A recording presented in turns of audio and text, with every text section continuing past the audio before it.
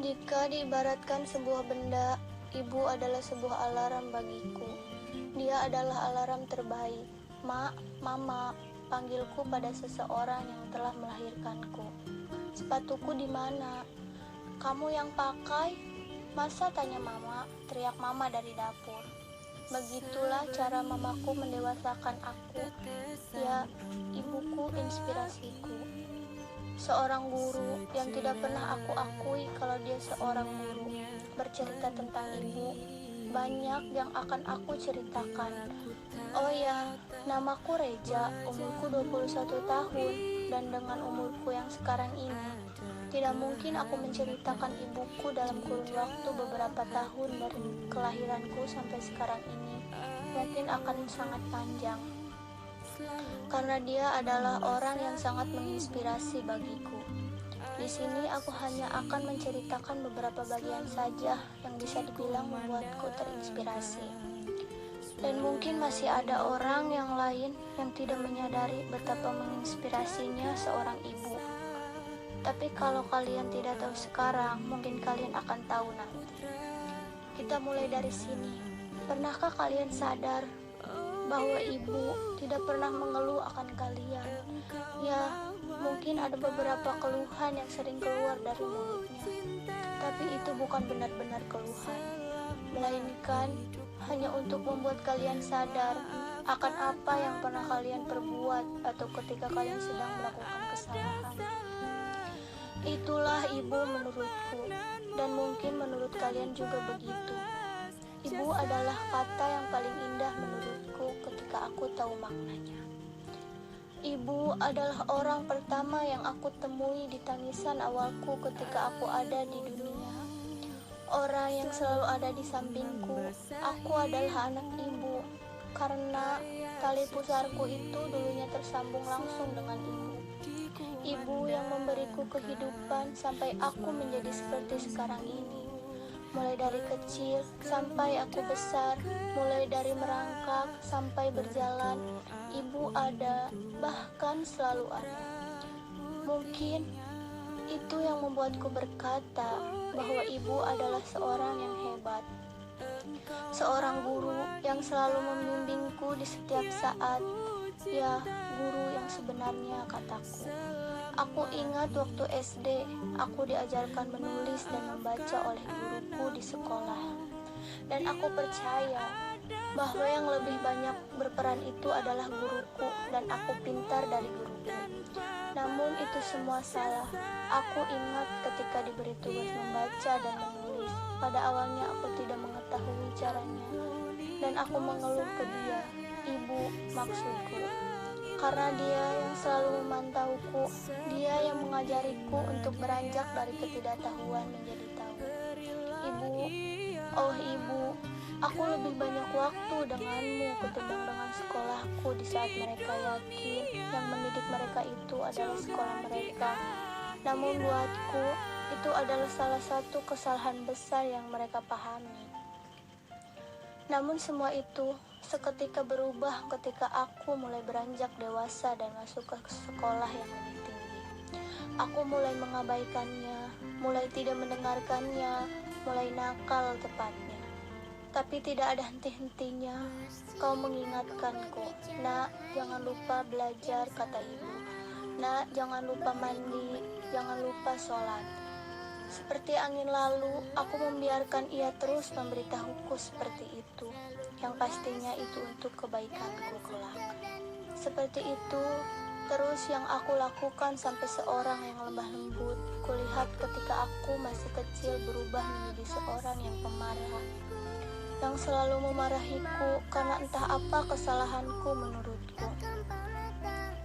Terus, itu yang aku lakukan sampai aku beranjak ke sekolah yang lebih tinggi lagi dan sampai masuk universitas.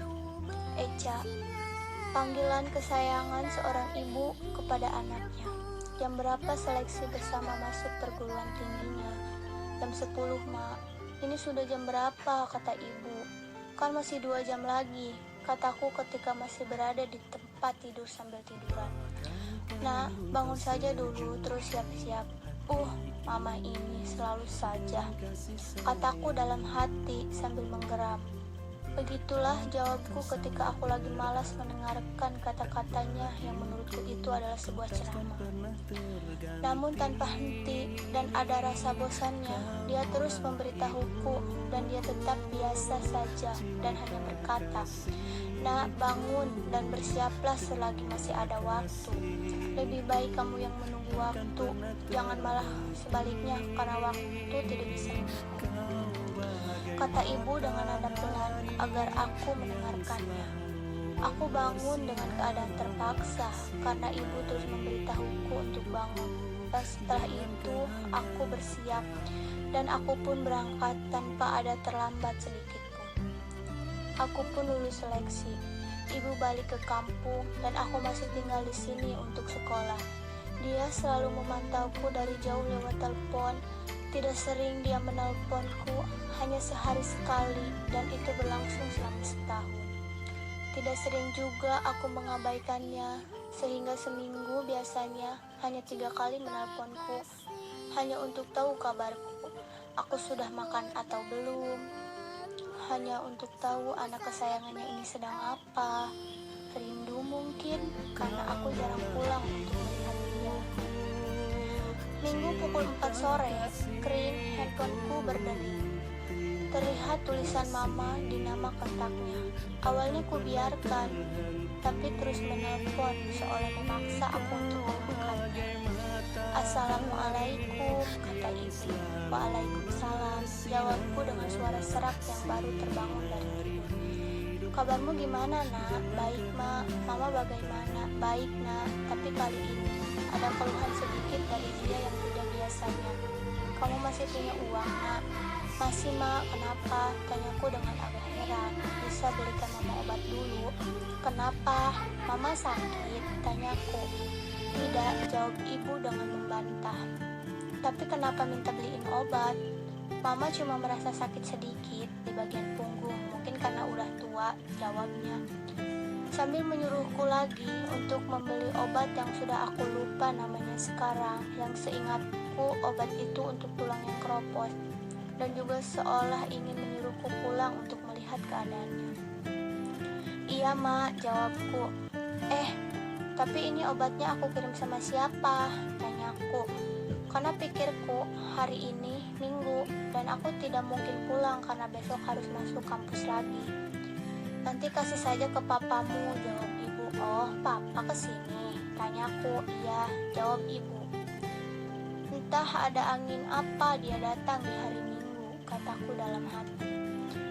"Nak, nanti jangan lupa cuci baju sendiri karena besar sudah kuliah, sudah bisa atur sendiri, jadi tidak perlu mama ingatkan lagi. Belajar yang benar harus jadi contoh yang baik buat adik-adikmu. Jangan nakal, harus dengar apa yang orang tua katakan, terutama papamu. Dia yang cari uang untuk kalian." Tanpa aku ketahui alasan ibuku langsung berkata seperti itu, dan dengan hanya diam, aku mendengar ada perkataan yang ditambah dengan adanya perasaan lain ketika mendengar kata-kata itu. "Iya," dengan suara agak pelan aku menjawabnya. "Aku keluar dulu, Ma, mau pergi beli obat untuk Mama." "Iya, Nah, hati-hati di jalan." "Assalamualaikum," sahutku. "Waalaikumsalam," jawabnya. Obatnya sudah aku dapat dan aku tinggal menunggu papaku untuk menjemput obat itu. Dan waktu sudah menunjukkan pukul 7 malam. Dengan bertanya, "Kenapa lama sekali?" Tidak lama kemudian, aku melihat cahaya lampu mobil yang datang dan berhenti tepat di depan kosan tempat tinggalku. Dan ternyata itu papaku. Dan ketika mau memberikan obat itu, dengan wajah heran, kenapa banyak orang di dalam mobil tersebut, termasuk paman-pamanku yang kerja di kota ini, dan aku juga melihat adik perempuanku di dalamnya. Dia sekolah di sini juga, tetapi tinggal di asrama, karena dia masih SMP dan sekolah di sekolah yang bernuansa agamis. Dengan perasaan bingung, aku melihat ekspresi sedih dari wajah mereka, dan aku juga bertanya dalam hati, kenapa mereka seperti itu? "Ayo, Nak, naik," saut ayahku. "Kenapa, Pak?" Mamamu masuk rumah sakit dan sekarang dirawat di UGD, katanya dengan tidak memandangku. Tadi barusan teleponan sama aku, Pak. Dia bilang baik-baik saja, cuma lagi suruh beli obat saja, terus titip ke papa. Ayo nak, naik kita pulang lihat mamamu. Dengan raut wajah yang sangat sedih, dia berkata seperti itu sambil melihat ke arahku. Adik dan juga paman-pamanku ikut sedih ketika ayahku berkata seperti itu ke aku. Sontak aku menjadi seperti orang yang lagi sakit, lemas, seperti darahku sudah tidak mengalir lagi ke seluruh tubuh. Aku lemas, sok mendengar orang yang tadi menelponku dengan nada biasa-biasa saja ternyata menyembunyikan sesuatu. Dan dari perasaan sok tadi, sejenak aku rehat akan kata-kata ayahku tadi. Dan berpikir, ibuku akan baik-baik saja. Dan memulai lagi kepanikanku ketika aku sudah duduk di depan bersama ayahku yang mulai aku hujani dengan berbagai pertanyaan tentang ibuku. Pak, mama kenapa? Kenapa dia sakit? Tidak bilang-bilang ke aku, tidak bilang-bilang ke anak-anaknya. Papa juga kenapa tidak kasih tahu ke aku dan ke adik-adik? Dia hanya diam tanpa bisa berkata apa-apa sambil meneteskan air matanya. Dan sekilas aku pun memperhatikan ke belakang melihat adik dan paman-pamanku yang tambah sedih mendengar percakapan ini. Kring, handphone ayahku berdering, namun dia menyuruh agar aku yang mengangkatnya karena dia sedang menyetir. Di handphone itu tertulis nama bibiku, yaitu adik dari mamaku. Ya, kenapa Bi? Tanyaku. Ini Eca ya? Tanyanya. Ya Bi. Nah, yang kuat ya. Kenapa Bi? Mama kenapa? Hanya suara tangis dari bibiku yang aku dengar. Mamaku kenapa Bi? Tanya lagi dengan suara tangisku yang mulai terdengar keras. Mamamu sudah tidak ada nak. Sontak dunia seperti terlihat gelap di mataku. Dengan air mata yang sudah tidak bisa terbendung lagi, aku menangis seperti orang gila yang lupa akan dunia. Dunia seperti sudah tidak ada lagi untukku, tanpa seorang yang selalu ada di belakangku, yang selalu mendukungku untuk apapun hal positif yang ingin aku lakukan, yang selalu mengingatkanku akan waktu, akan inilah, akan itulah yang sedang aku sepelekan. Ibuku, inspirasiku. Lebih baik kamu yang menunggu waktu, jangan malah sebaliknya, karena waktu tidak bisa menunggu. Seperti punya pengalaman lebih tentang waktu dan pandai menyembunyikan perasaannya di depan anak-anaknya, sehingga anak-anaknya tidak perlu khawatir akan dia, dan selalu terlihat kuat.